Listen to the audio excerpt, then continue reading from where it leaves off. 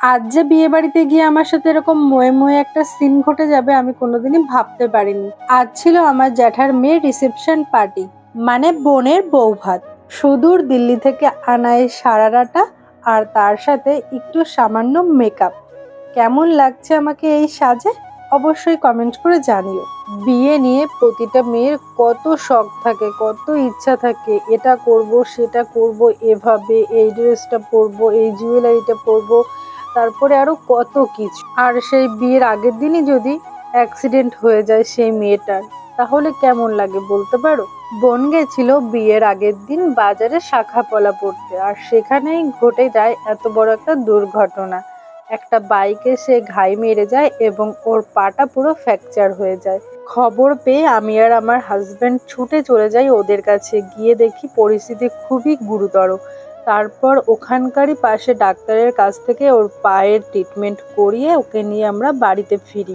বোন পায়ে ব্যথার চেয়ে মনে ব্যথা বেশি পেয়েছিল, কারণ এই দিনটাকে ঘিরেই আমাদের মনে অনেক অনেক স্বপ্ন সাজানো থাকে। প্রচন্ড পরিমাণে ভেঙে পড়েছিল, ও কান্না করছিল, আমি ওকে সান্ত্বনা দিতে দিতে নিজেই কেঁদে দিয়েছিলাম। ওর শুধু একটাই টেনশন যে ও ঠিকমতো বসতে পারছে না, তো উঠে দাঁড়াবে কি করে, বিয়ের সব রিচুয়ালসগুলো কমপ্লিট করবে কি করে। পায়ে ব্যথার জন্য কোনো উপায় না পেয়ে শেষে আমার হাজবেন্ড ওকে কোলে করে নিয়ে বিয়ের সব রিচুয়ালসগুলো কমপ্লিট করায়। প্রথমে এসেই ওর পায়ের কথা জিজ্ঞাসা করেছি, তো বলল এখন একটু ঠিক আছে, অসুবিধা নেই। আর এইখানে আমি একটা স্লো মোশন ভিডিও করতে চেয়েছিলাম, আর এখানে আমার সাথে ঘটে গেছে এত সুন্দর একটা মোয়ে মোয়ে সিন। আর একটু হলেই বিআইয়ের সাথে ঘাই খেয়ে বিআই মশাইয়ের কোলে গিয়ে পড়তাম আমি।